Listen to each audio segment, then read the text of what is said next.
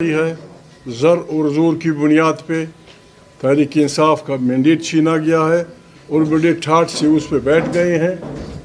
हमने कोशिश की, हम कोशिश कर रहे हैं। आज कसदन और आमदन वो नहीं आते।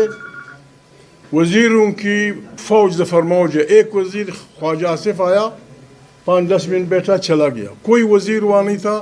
उनकी स्ट्रेटजी यूँ मालूम हो रही थी कि यार ये हिज़्ब इख्तिलाफ वाले पागल हैं, बस मुर्दाबाद जिंदाबाद करके पॉइंट ऑफ ऑर्डर पे कोरम पॉइंट आउट कर देंगे, हमारी छुट्टी हो जाएगी, दिहाड़ी लग जाएगी, तनख्वाह ले लेंगे। लेकिन यार लोगों ने, ये भी तो सियासी कारकुन हैं, जिन्होंने कहा क्वेश्चन हावर चलना चाहिए। क्वेश्चन हावर चला। देखिए दुख की बात है, ये आइन का माहिर आदमी है, ये सारे वो लोग हैं। दुनिया में कहीं भी आज तक IMF का नुमाइंदा किसी मुल्क की अदालत के पास नहीं गया। इस पे भी ना इत्मीनान लिया गया, न इसकी कंडेमनेशन की गई कि भाई IMF का तो मतलब ठीक है, हम क्यों उनके कर्जदार है, सूदखोर आ गया है, सीधा गया सुप्रीम कोर्ट। उसने क्या पूछा? यही पूछा होगा कि जस्टिस है या नहीं है। हमारे दोस्त मुल्क का, इंतहाई दोस्त मुल्क का सदर आया था, उर्दगान साहब, किला बंद करके प्राइम मिनिस्टर पार्लियामेंट ये थी, वहाँ उन्होंने अपने यार लोगों को बुलाया, उसको घुमाया फिराया, वहीं से तैयार गुजरे, सलामी दी, वहाँ पता नहीं सलूटिंग की सलामी हुई। उर्दुगान सियासी कारकुन है। उर्दुगान की पार्टी इस तमाम मलायर से गुजरी है जिससे तहरीक इंसाफ गुजर रही है। टर्किश पॉलिटिक्स में तुर्की आर्मी का रोल बहुत ज़्यादा था। उसका मुकाबला उर्दुगान ने किया और फिर एक दिन हमने सुना कि उर्दुगान को इक़्तिदार से हटा दिया गया।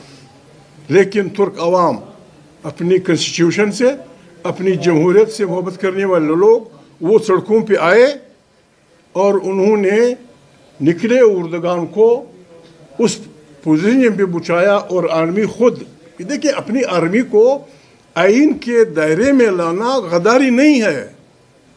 उर्दुगान ने यही किया, अपनी तुर्क आर्मी के सैकड़ों लोगों को गिरफ्तार किया, सैकड़ों जनरल्स, ब्रिगेडियर्स, कर्नल्स गिरफ्तार किया सिर्फ इसलिए कि भाई आइन में आपका फ्रेम मालूम है।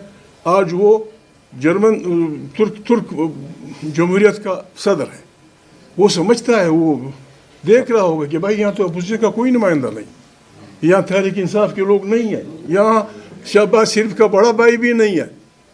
इस किस्म के खुद अपने पाँव पे कुल्हाड़ियाँ मार रहे हैं। मैं तो तजवीज़ करूँगा और मैं खुद ये कर रहा हूँ। मैं उन तमाम कमेटियों से, मैंने दरख्वास्त भी नहीं दी, मेरा दोस्त है मेरा स्पीकर हवलदार, उसने मेरा नाम 3-4 कमेटियों में डाला है। मैं उन तमाम कमेटियों से इस्तीफ़ा देता हूँ जिनकी चेयरमैनशिप्स ये 2 नंबर की पार्टी कर रहे हैं। आई रिज़ाइन फ्रॉम दैट। मैं नहीं जाऊँगा, मैं आज तक उसके दफ्तर नहीं गया हूँ। मेरा दोस्त है 20 साल का, क्योंकि वो इलेजिटिमेट स्पीकर नहीं है। मैं तजवीज़ करूँगा अपने इन दोस्तों को भी, इमरान खान को भी, कि हम यहाँ अपनी पार्लियामेंट लगाएं, इधर हम अपनी पार्लियामेंट लगाएं, या हम कवानीन बनाएं, या हम आइन में तरामीम करें। अब जॉइंट मीटिंग भी हमारे दोस्त हैं, यहाँ बुलाएं और इस पार्लियामेंट को हम कह दें कि ये रबर पार्लियामेंट है, ये हमारी नुमाइंदा नहीं है। हम यहाँ आके तिलावत करें, यहाँ हमारे कम से कम 200-150 मेंबर हैं। हम यहाँ आएँ, 24वीं आइन को भी फारिग कर दें तरमीम को अपनी यहाँ पार्लियामेंट की ताकत से। यहाँ हम आएँ, पूरे 8 घंटे सही पार्लियामेंट चलाएँ। हमारे कॉन्स्टिट्यूशनल माहिरीन भी होंगे, स्पीकर मेरी तजवीज़ होगी, असद कैसर हमारा स्पीकर हो, डिप्टी स्पीकर जो भी हो, मैं पीछे से खड़ा हूँगा, मुर्दाबाद जिंदाबाद के नारे लगाऊँगा। वी मस्ट हेयर, हमें यहाँ असम्बली सजानी चाहिए और दुनिया को कहना चाहिए कि नुमाइंदा असम्बली ये है और उसका लीडर इमरान खान जेल में है। आज भी इस गुनाह में कि लोग अपने बेसिक राइट्स के लिए, आइन हमें इज्तिमा का हक देता है, आइन हमें पार्टी का हक देता है, आमीन हमें जिंदाबाद मुर्दाबाद का हक देता है। आज भी जेलों में, थानों में पाकिस्तान के हज़ारों शहरी, बच्चे, बूढ़े, जवान, औरतें اس گناہ میں جیل میں ہیں کہ تم بیسک حق کو استعمال کرتے ہو. تم کیوں اپنا مینڈیٹ واپس لینے کی بات کرتے ہو؟ ہمارا مینڈیٹ ہے، یہ جعلی اسمبلی ہے، غلط ہے، زر اور زور کی بنیاد پہ آئی ہے.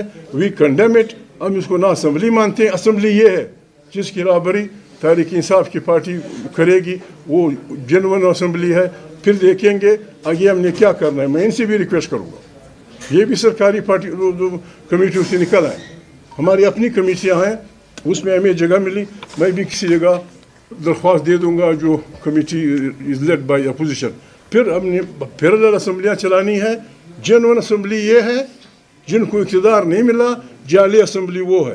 اس پہ ہم نے آگے بڑھنا ہے. میری تجویز یہ ہوگی. عمران خان بھی سن رہے ہوں گے. ظہیر صاحب، آپ نے بڑی اچھی باتیں کی ہیں، جمہوریت کی باتیں کی ہیں، اور انہوں نے جس طرح کہا کہ آپ ان کے مشر بھی ہیں، لیکن آپ لوگ پھر بھی جو ہے اسٹیبلشمنٹ کی طرف دیکھ رہے ہیں اور خطوط بھیجے جا رہے ہیں آرمی چیف کو. اور آرمی چیف سر ایک منٹ لیٹ می کمپلیٹ. اور آرمی چیف نے تو کل واضح کہہ دیا کہ جی کوئی ریسیو نہیں ہوا خط، اور اگر کوئی خط مجھے ملتا بھی ہے تو میں وزیر اعظم کو دے دوں گا. تو یہ کیا دیکھیے میں نے یہ بات سنی تھی. عمران خان کا خط میں نے یوں سنا تھا یا دیکھا تھا کہ وہ اوپن لیٹر تھا. That was an open letter. کسی ڈاکیا کے ذریعے، کسی اسٹیمپ کے ذریعے کسی کے پاس نہیں بھیجا گیا. اپنے آرمی چیف کو یہ کہنا کہ be in the frame of the constitution, یہ ہماری ڈیوٹی ہے. اگر وہ اس فریم کو توڑتا ہے then he is not our army chief, then he is a abrogator of the constitution, then he is suspend کر رہا ہے، آئین کا حلیہ بگاڑ رہا ہے. اور آئین کا حلیہ جو بگاڑتا ہے اس کا ساتھی جو بھی ہوں ان پہ 36 لاگو ہوگا. ہم آرمی چیف سے ہماری دشمنی نہیں، کسی کی نہیں. کون جی سکتا ہے؟ ہم کہتے ہیں خدا کے لیے ہر ادارے کو معافی چاہتا ہوں، جج کو، ججز کو، جنرلز کو، بیوروکریٹس کو. یہ وردی 2 گز کا کپڑا نہیں ہے، یہ ایک ادارے کی نشانی ہے. جب اس میں آپ سماج دشمن عناصر کے ساتھ بیٹھتے ہیں، جب اس میں آپ اسمگلروں کے ساتھ بیٹھتے ہیں، جب اس میں آپ ڈرگ ٹریفکرز کے ساتھ بیٹھتے ہیں، پھر آپ اس انسٹیٹیوشن کو برباد کر دیتے ہیں. فرگار سے یہ 2 گز کپڑا نہیں ہے. جج صاحب، آپ کا جو آپ پہنتے ہیں gown, this is the representative of the justice of Pakistan. یہ ہماری وردی ہے. ان وردیوں میں مہربانی کریں ان لوگوں سے ہاتھ نہ ملائیں جن کے ساتھ عام آدمی بیٹھنے کے تیار نہیں ہے. دیکھیں، ایک آپ نے کویشچن کیا ہے ایک خان صاحب کے لیٹر کے بارے میں کیا. یہ 3 لیٹر خان صاحب نے لکھے ہیں، اور جس طریقے سے اچک زیح صاحب نے کہا یہ اوپن لیٹر تھے.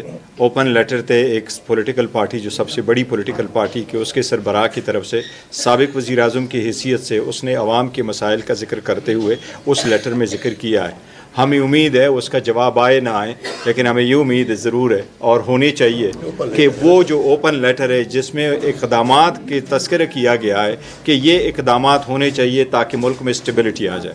اور اس میں سب سے بڑی بات جو خان صاحب نے لکھی ہے، وہ سب سے پہلی بڑی بات یہ لکھی تھی کہ ہم فوج کے قربانیوں کے معترف ہیں، ہم اعتراف کرتے ہیں. پر خان صاحب نے کہا یہ ہے کہ فوج اور عوام کے درمیان خلیج نہیں ہونے چاہیے. اس لیے اس کو ایز اے وزیر اعظم اور ایک سربراہ بڑے پارٹی کے جو عوامل نظر آ رہا ہے کہ اس کی وجہ سے خلیج ہو سکتا ہے، یہ کوشش کرنی چاہیے کہ ایسے اقدامات ہو جس سے وہ خلیج نہ ہو، اور اگر ہو تو وہ بڑھے نہ اور ختم ہو.